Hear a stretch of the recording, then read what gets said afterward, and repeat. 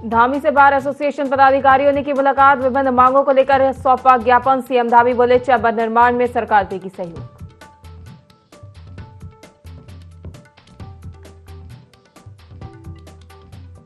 रामनगर में ESMA act के खिलाफ कांग्रेस का आक्रोश। पुतला फूंक कर किया प्रदर्शन। कांग्रेस पूर्व विधायक रणजीत रावत बोले सरकार कर्मचारियों की आवाज दबा रही।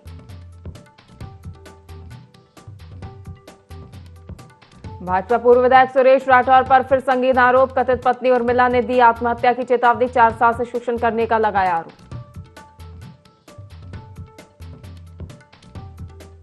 हरिद्वार पुलिस की बड़ी सफलता। अपहृत नाबालिग को खोजा। देहरादून से सकुशल मिला नाबालिग। पुलिस ने बद्रीपुर से आरोपी मुस्तकीम को दबोचा।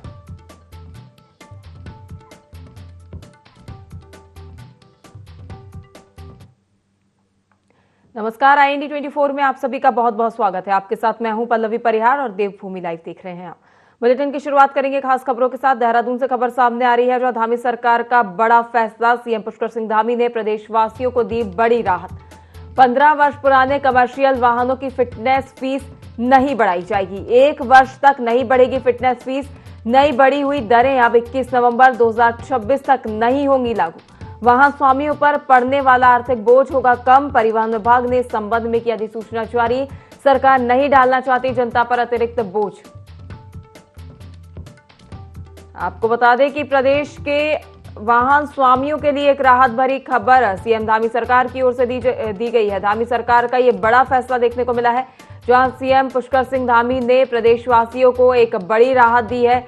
जहां 15 साल पुराने कमर्शियल वाहनों की फिटनेस फीस अब नहीं बढ़ेगी। 1 वर्ष तक नहीं बढ़ेगी फिटनेस फीस और नई बढ़ी हुई दरें अब 21 नवंबर 2026 तक लागू नहीं होंगी। वाहन स्वामियों पर पड़ने वाला आर्थिक बोझ होगा कम।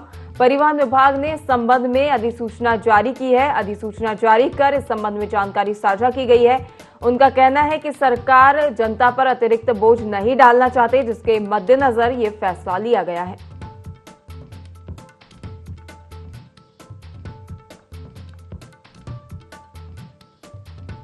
धामी सरकार का बड़ा फैसला। सीएम पुष्कर सिंह धामी ने प्रदेशवासियों को दी बड़ी राहत। वहीं इस पर अधिक जानकारी के लिए सहयोगी विनय हमारे साथ देहरादून से जुड़ गए हैं। विनय, 15 साल पुराने कमर्शियल वाहनों की फिटनेस फीस अब 1 साल तक नहीं बढ़ाई जाएगी, जो कि एक बड़ी राहत की खबर वाहन स्वामियों के लिए मानी जा रही है प्रदेश में। पल्लवी, बिल्कुल देखिए, आपको बता दें कि जिस तरीके से यहाँ पर बात की जाए तो मुख्यमंत्री पुष्कर सिंह धामी ने एक बड़ा फैसला यहाँ पर लिया है और जो कमर्शियल वाहन है, जो 15 वर्ष पुराने जो वाहन है, उनकी जो फिटनेस है वो 1 साल तक यहाँ पर नहीं बढ़ाई जाएगी। इसकी जो फीस होगी, तो ऐसे में यहाँ पर देखा जा सकता है कि ऐसे में जो वाहन स्वामी है उनको एक बड़ा फायदा जो है इस दौरान यहाँ पर मिल सकेगा और जो आर्थिक जो बोझ है वो भी इस दौरान जो है आम लोगों पर यहाँ पर नहीं पड़ पाएगा। तो ऐसे में देखा जा सकता है यहाँ पर पल्लवी के जिस तरीके से मुख्यमंत्री पुष्कर सिंह धामी उत्तराखंड के लिए जिस तरीके से कार्य करते हुए नजर आते हैं, उत्तराखंड के जो युवा हैं उनके लिए जिस तरीके से कार्य करते हुए आते हैं, तो ऐसे में जो यहाँ पर एक बेहतरीन जो महत्वपूर्ण फैसला यहाँ पर धामी सरकार ने अब लिया है। तो ऐसे में जो यहाँ पर वाहन स्वामी है उनको अब 21 नवंबर तक 2026 तक जो है इस दौरान यहाँ पर जो फीस है वो यहाँ पर नहीं देनी पड़ेगी। तो ऐसे में जो ये फैसला है ये काफी सराहनीय फैसला जो है इस दौरान यहाँ पर जो प्रदेश की जनता है वो मुख्यमंत्री पुष्कर सिंह धामी का मान रही है। तो ऐसे में देखा जा सकता है पल्लवी की पूरी तरह से जो मुख्यमंत्री हैं वो लगातार उत्तराखंड के हितों के लिए कार्य करते हुए नजर आते हैं, चाहे वो विकास की बात हो या रोजगार की बात हो या फिर अब जिस तरीके से जो बड़ा फैसला यहाँ पर सीएम धामी ने लिया है। तो ऐसे में जो है पूरी तरह से मुख्यमंत्री पुष्कर सिंह धामी जो है इस दौरान यही कारण है कि जो लोगों के दिलों में रहते हैं उत्तराखंड वासियों में जिस तरीके से उनकी जो छवि बनी हुई है, तो उनके कार्यों को देखते हुए जो है जो जनता है प्रदेश की वो लगातार जो उनकी सराहना करती हुई नहीं सकती है। जी बिल्कुल विनय, परिवहन विभाग की ओर से अधिसूचना इसकी जारी की गई है, जानकारी साझा की गई है। वहीं सीएम धामी का यह भी कहना है कि जो सरकार है वो जनता पर अतिरिक्त बोझ नहीं बढ़ाना चाहती है। जनता का जो उद्देश्य है वो माफ कीजिए, सरकार का जो उद्देश्य है वो जनता पर अतिरिक्त बोझ बढ़ाना नहीं, बल्कि जनता की जो सुरक्षा है उसके मद्देनजर कार्य करना है। तो वहीं इसको लेकर अब तारीख बढ़ा दी गई है, 21 नवंबर कर दी गई है। 21 नवंबर 2026 तक ये फीस लागू नहीं होगी, लेकिन उसके बाद इसे लागू किया जाएगा। तो वहीं वाहन स्वामी को यदि बात की जाए तो वाहन स्वामियों का इस पर क्या प्रभाव देखा जा रहा है विनय, क्या प्रतिक्रिया उनकी सामने आ रही है इसको लेकर? जी पल्लवी, बिल्कुल देखिए, जिस तरीके से यहाँ पर जो अधिसूचना जारी हुई है परिवहन विभाग की ओर से, तो ऐसे में सीएम धामी का जो बड़ा फैसला इसको लेकर के यहाँ पर आया है, तो ऐसे में देखा जा सकता है कि जो वाहन स्वामी है वो भी इस फैसले से यहाँ पर खुश दिखाई दे रहे हैं, क्योंकि जिस तरीके से जो अतिरिक्त जो बोझ है वो इस दौरान यहाँ पर वाहन स्वामियों पर जो पड़ता था, तो अब जो है फिलहाल 1 साल के लिए जो है उसके लिए यहाँ पर राहत जो है इस दौरान यहाँ पर कमर्शियल वाहनों के लिए मिल चुकी है। तो ऐसे में देखा जा सकता है कि जिस तरीके से सीएम धामी की अगर बात की जाए, तो सीएम धामी ने जिस तरीके से बड़ा फैसला यहाँ पर लिया है, तो काफी सराहनीय जो है इसको यहाँ पर प्रदेश की जनता तो मान ही रही है, साथ ही साथ जो वाहन स्वामी हैं उनमें भी काफी खुशी जो है इस दौरान यहाँ पर देखी जा रही है। तो ऐसे में देखा जा सकता है पल्लवी की पूरी तरह से मुख्यमंत्री पुष्कर सिंह धामी जिस तरीके से उत्तराखंड के हितों के लिए कार्य करते हुए नजर आते हैं, तो वहीं इस तरीके से जो फैसले सीएम धामी लेते हैं उससे जो प्रदेश की जनता है उनमें काफी उत्साह जो है इस दौरान यहाँ पर देखने को मिलता है। और ऐसे में जिस तरह से जो बड़ा फैसला यहाँ पर सीएम धामी ने लिया है कमर्शियल वाहन को लेकर के, तो ऐसे में जो यहाँ पर वाहन स्वामी है वो भी काफी कुछ इस दौरान यहाँ पर दिखाई दे रहे हैं। जी बिल्कुल विनय, फीस को लेकर तो राहत दे दी है धामी सरकार ने, लेकिन कई बार देखा जाता है विनय कि वाहन स्वामी जो है वो लापरवाही बरतते हुए नजर आते हैं। कई की जो फिटनेस होती है वो पूरी तरह से व्यवस्थित नहीं होती, जिसके चलते कई हादसे हो जाते हैं, कई लोगों की जान चली जाती है। इसको लेकर भी कई दुर्घटनाएं प्रदेश भर में देखी जा रही हैं। सख्ती भी परिवहन विभाग की ओर से बरती जाती है, लेकिन यदि सरकार की बात की जाए तो क्या सरकार की ओर से इसको लेकर भी कोई आवश्यक दिशा निर्देश जारी किए गए हैं, कोई सख्त कदम देखने को मिले हैं इसको लेकर?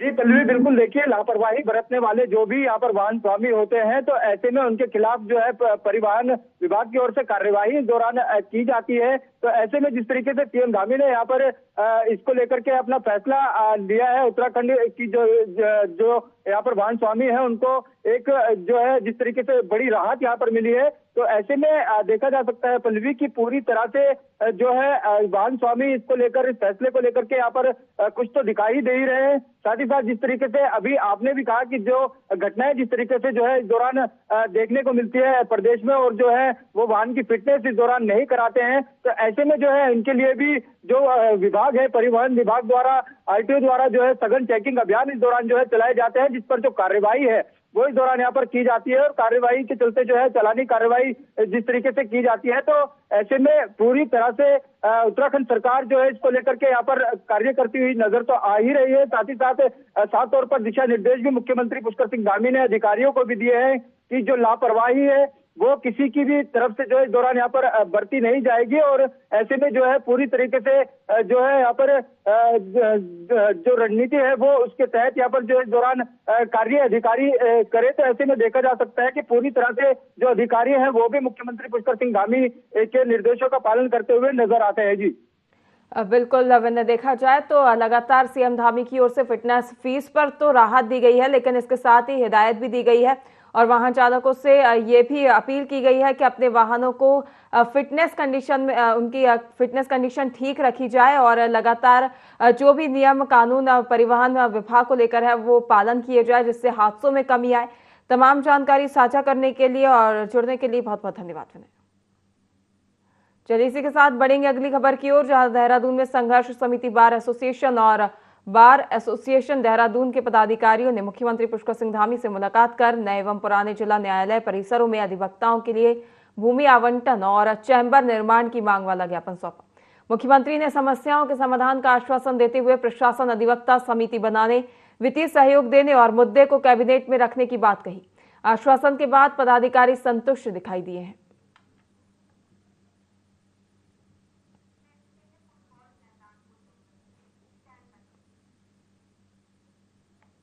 हरिद्वार विकास प्राधिकरण ने जगजीतपुर क्षेत्र में बड़ी कार्रवाई करते हुए फुटबॉल मैदान की जमीन पर प्रॉपर्टी कारोबारी संदीप देशबंधु और राजीव राठी की ओर से विकसित की जा रही अवैध कॉलोनी को ध्वस्त कर दिया है। टीम ने मौके पर पहुंचकर अवैध रास्ते, बाउंड्री और प्लॉटिंग को पूरी तरह हटाया है। इसे एचआरडीए की अब तक की सबसे बड़ी कार्रवाई माना जा रहा है।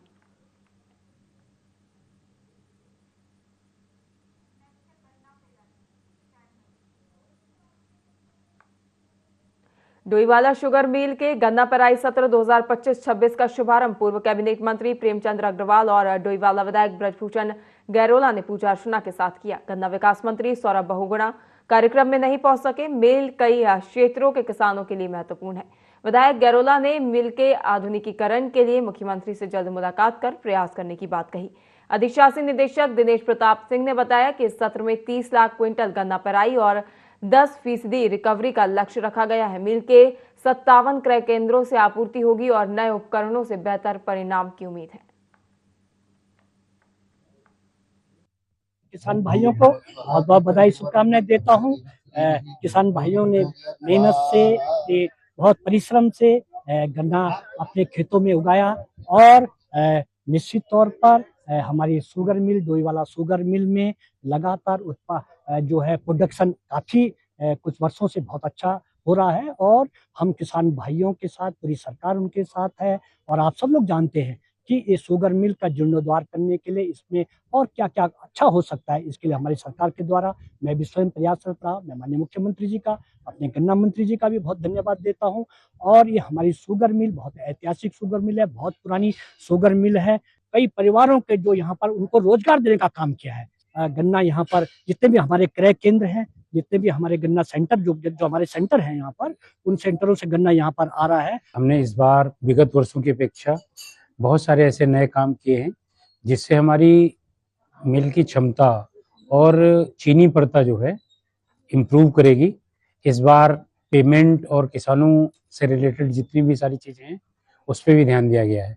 इस बार बेसिकली हमने स्विंग टाइप फाइबराइजर लगाया हुआ है, उसके साथ में रोटरी स्क्रीन का भी है, डीएसएम स्क्रीन है। इनकी वजह से जो है हमारी पीआई जो बढ़ेगी और उसके बाद जो है बगास पोल कम होगा।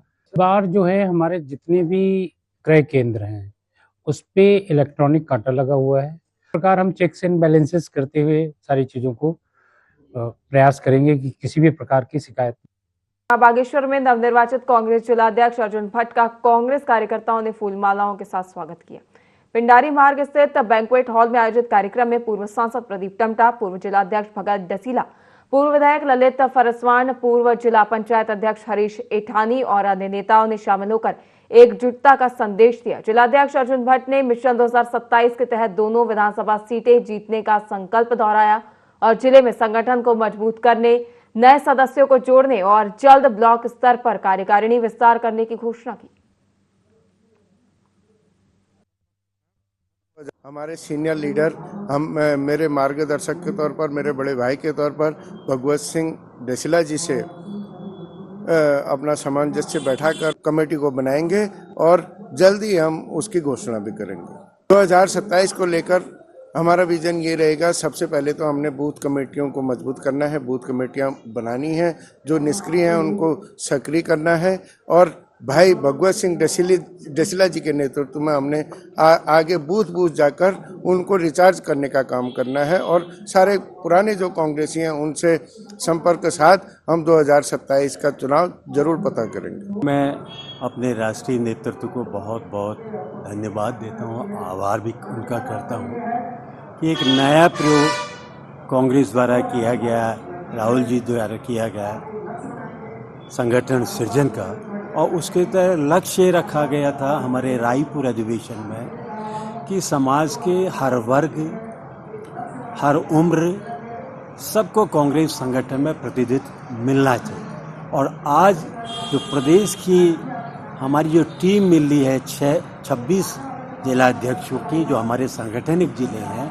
उसमें हर वर्ग को, हर जाति को, हर धर्म को, हर क्षेत्र को एक सामाजिक इंजीनियरिंग का एक नमूना है जिससे सारे लोगों को प्रतिनिधित्व दिया गया है। खटीमा में बस में चढ़ते समय 50 वर्षीय पूर्व सैनिक पुष्कर सिंह डांगी अचानक जमीन पर गिर पड़े। स्थानीय लोगों ने उन्हें बेहोश देखा और तुरंत पुलिस को इसकी सूचना दी। खटीमा कोतवाली के 2 कांस्टेबल मौके पर पहुंचे और मानवता दिखाते हुए उन्हें नागरिक अस्पताल पहुंचाया गया। डॉक्टरों ने पहुंचते ही उन्हें मृत घोषित कर दिया। वे 21 असम राइफल के पूर्व सैनिक थे। मौत का वास्तविक कारण पोस्टमार्टम रिपोर्ट के बाद ही स्पष्ट होगा। पुलिस ने आवश्यक कार्रवाई शुरू कर दी है और परिजनों को इसकी सूचना दे दी गई है। 50 वर्षीय आदमी को पुलिस के द्वारा यहाँ पे लाया गया नागरिक चिकित्सालय खटीमा में, जो मृत अवस्था में था और उसके कार्ड को चेक करने पर पता लगा कि वो फौजी है अब मृत्यु के सही कारण जानने के लिए उसको अग्रिम कार्रवाई की जा रही है। पंचनामा भर के पुलिस वालों की पोस्टमार्टम की कार्रवाई होती है। रामनगर में कर्मचारियों की हड़ताल पर रोक लगाने के लिए भाजपा सरकार की ओर से लागू किए गए एस्मा एक्ट के विरोध में कांग्रेस से जोरदार प्रदर्शन किया। कांग्रेस कार्यकर्ताओं ने रानीखेत रोड पर सरकार का पुतला फूंका और नारेबाजी की। कांग्रेसी नेता रणजीत रावत ने कहा कि एस्मा एक्ट लागू कर सरकार कर्मचारी यूनियनों की आवाज दबा रही है, जो लोकतंत्र के खिलाफ तानाशाही कदम है। उन्होंने चेतावनी दी कि यदि सरकार यह काला कानून वापस नहीं लेती तो कांग्रेस पूरे प्रदेश में बड़ा जन आंदोलन करेगी।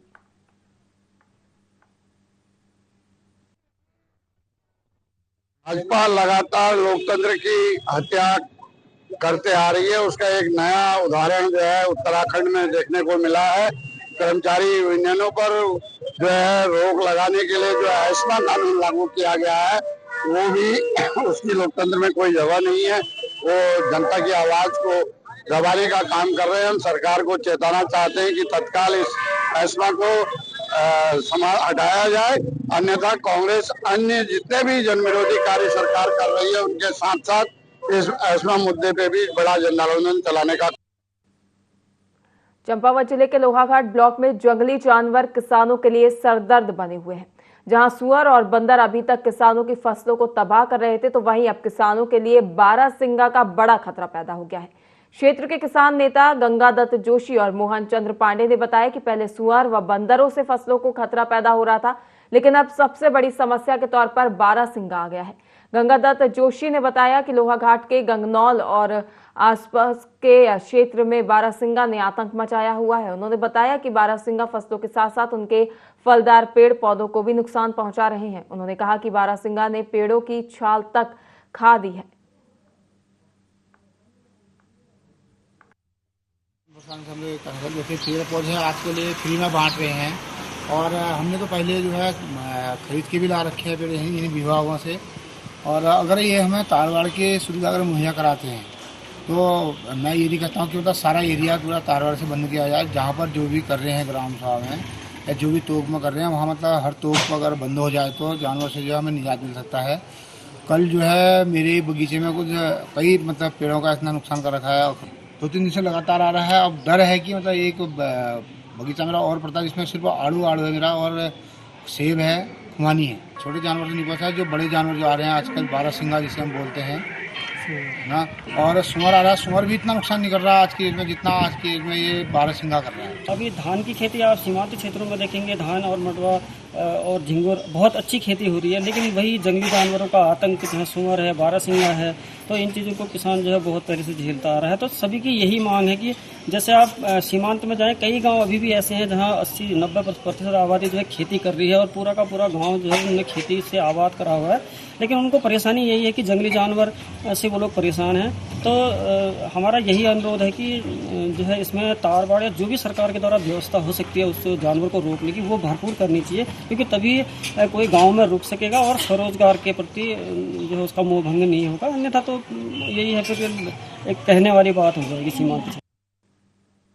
खबर देहरादून से है, जहां प्रदेश के पहाड़ी क्षेत्रों में कुछ दिनों से लगातार ग्रामीण लोगों पर जंगली जानवरों के हमले को लेकर खबरें सामने आ रही हैं।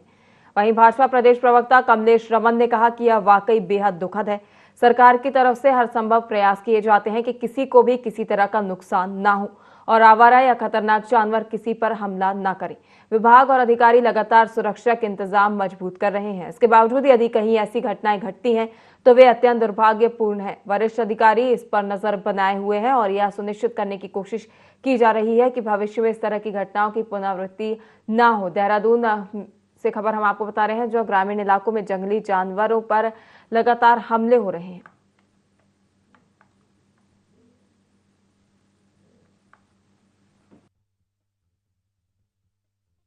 और सरकार अपनी तरफ से पूरी कोशिश करती है कि किसी को भी नुकसान ना हो और ये जानवर किसी भी प्रकार का किसी के ऊपर हमला ना करे, और वो अपनी तरफ से सुरक्षा करने की कोशिश पूरी करते हैं। लेकिन अगर उसके बावजूद भी इस तरह की घटनाएं घटती हैं तो ये दुखद तो है ही है, लेकिन हमारे जो फॉरेस्ट अधिकारी हैं वो इन सारी चीज़ों को देख रहे हैं और इस तरह के हमले ना हो इसकी पूरी कोशिश हमारे अधिकारी कर रहे हैं। उत्तराखंड में धामी मंत्रिमंडल की 5 खाली सीटों को लेकर राजनीतिक बयानबाजी तेज हो गई है। कांग्रेस के पूर्व प्रदेश अध्यक्ष करण माहरा ने आरोप लगाया है कि भाजपा सरकार ने कैबिनेट अधूरा रखकर जनता को नुकसान पहुंचाया है। जबकि वर्किंग बोर्ड का मात्र 5-6 महीने का समय ही बाकी है। उन्होंने कहा कि भाजपा के पास योग्य कार्यकर्ताओं की कमी है और आज भी 90% मंत्री और प्रवक्ता कांग्रेस पृष्ठभूमि के हैं। इस पर भाजपा प्रवक्ता कमलेश रमन ने पलटवार करते हुए कहा कि मंत्रिमंडल विस्तार का अधिकार मुख्यमंत्री का है और कांग्रेस को इसकी चिंता करने की जरूरत नहीं। उन्होंने कहा कि राज्य में विकास कार्य बिना बाधा जारी है। मुख्यमंत्री धामी समय समय पर मॉनिटरिंग कर अधिकारियों को निर्देशित कर रहे हैं। रमन ने कहा कि कांग्रेस अपने कार्यकाल में बिना कार्यकारिणी के ही रही थी, इसलिए इस मुद्दे पर कांग्रेस का राजनीति करना उचित नहीं है।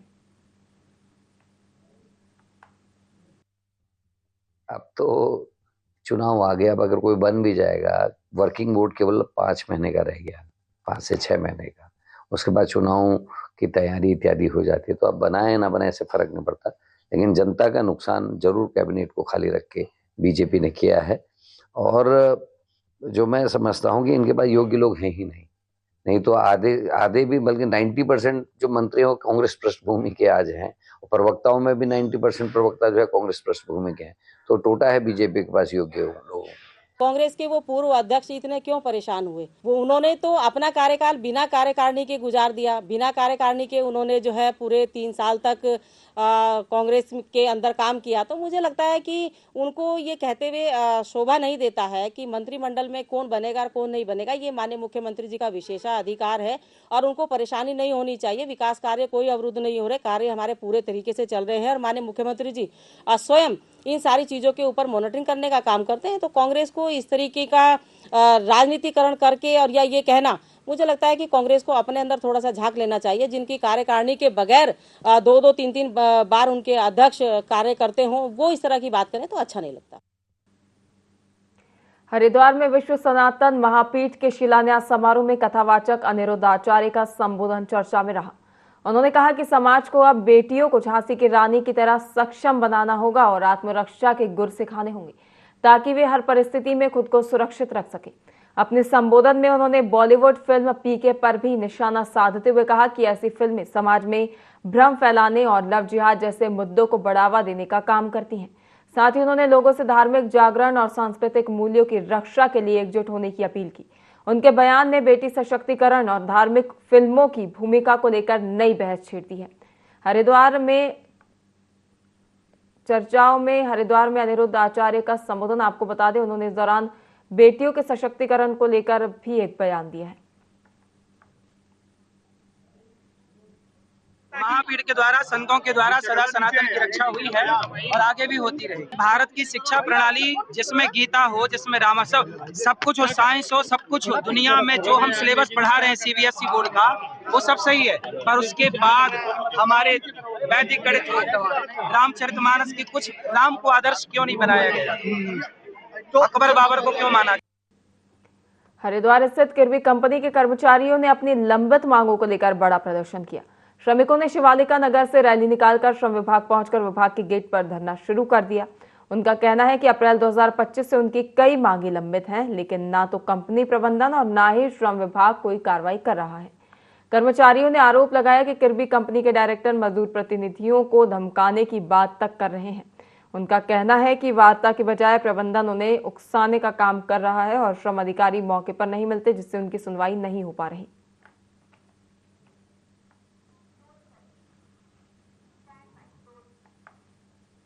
उत्तराखंड की खास खबरों में फिलहाल के लिए इतना ही। लगातार बने रहिए IND24 के साथ। नमस्कार।